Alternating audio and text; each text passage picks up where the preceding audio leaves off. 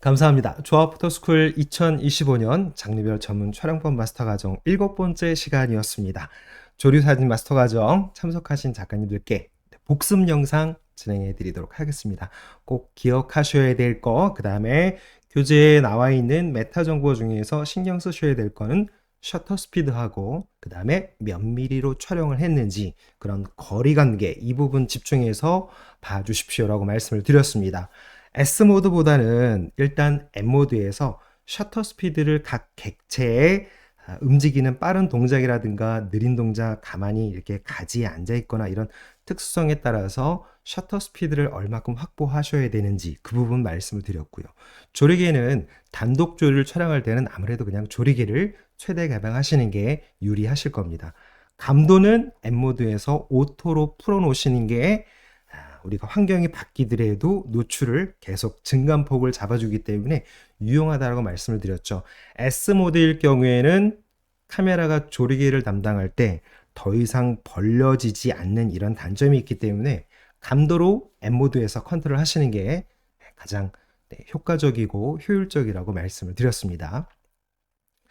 우리가 가만히 있는 개체들은 이렇게 셔터 스피드가 굳이 그렇게 빠르지 않아도 괜찮죠.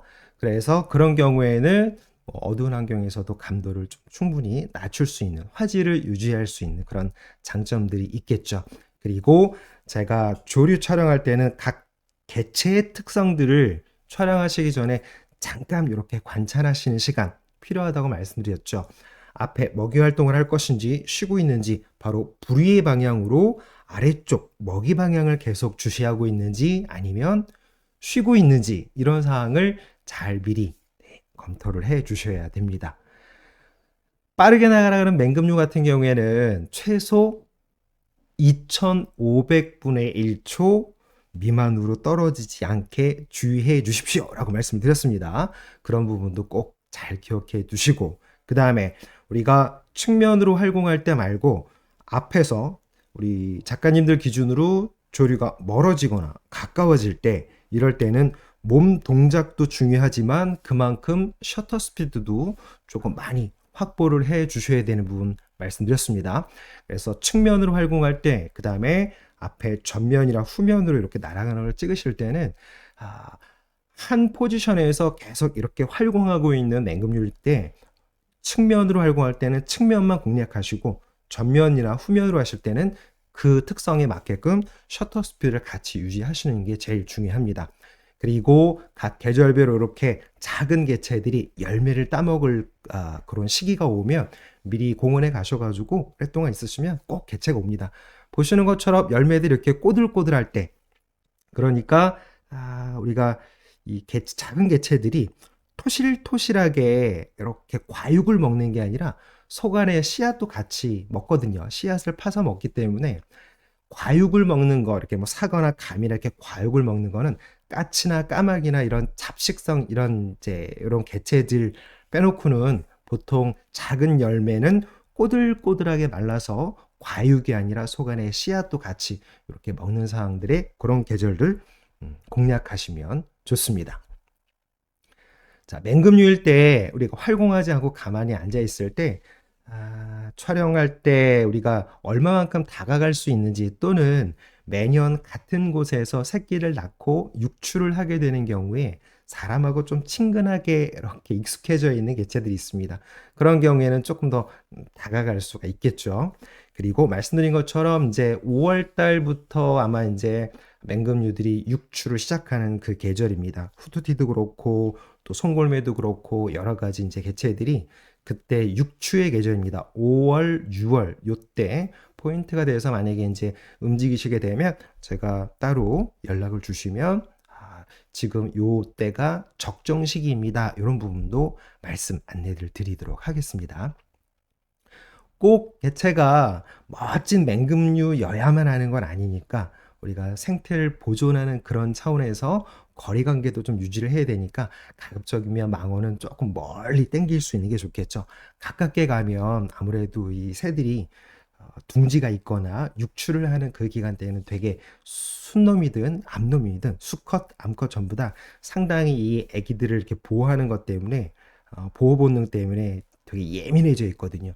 그러니까 그런 생태도 크게 해치지 않는 범위 내에서 멋진 촬영을 하실 수 있도록 좀 거리를 충분히 유지해 주시는 거 필요합니다.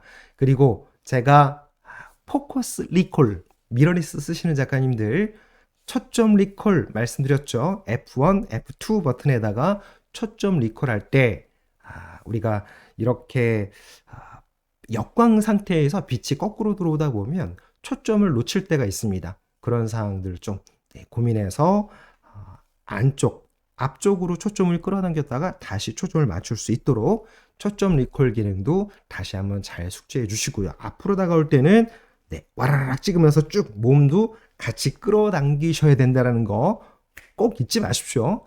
보통 초점이 안 맞는 게 아니라 셔터를 누르고 셔터막이 열릴 때 이미 빠른 속도로 전진하는 이 세 개체가 셔터막이 열리고 나서 이미 전진하고 있기 때문에 그래요. 그래서 같이 드르륵 드르륵 점사로 당기면서 하시는 거 꼭 권해드립니다. 셔터 스피드도 충분히 유지해 주셔야 됩니다. 그리고 물총새 같은 경우에 횃대에 이렇게 연출되어 있는 상태에서 우리 물총새 같은 경우에는 세트장이 있습니다. 그런 것을 촬영하실 때는요. 어차피 횃대에 딱 앉아있는 상태에서 수직 방향으로 내리꽂기 때문에 DSLR 쓰시는 작가님들은 횃대에다가 삐릭 맞춰놓고 수동으로 바꾸셔도 좋고요. 또 미러를 쓰시는 작가님 중에서 기종별로 조금 차이는 있겠습니다만 커스텀으로 이렇게 아래쪽으로 내려갈 수 있게 해놓으면 주변의 방해 요소를 좀 제거하고 촬영을 하실 수가 있겠죠.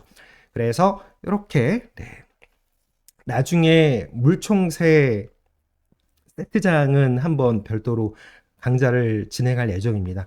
그래서 세트장 입장료하고 별도로 이렇게 수강료가 좀 분리가 될 겁니다. 기회가 되시면 저랑 같이 가서 촬영하시면 어떻게 촬영하시는지 현장에서 대응하는 방법도 현장 대응 방법도 안내를 드리도록 하겠습니다. 또 마찬가지고요.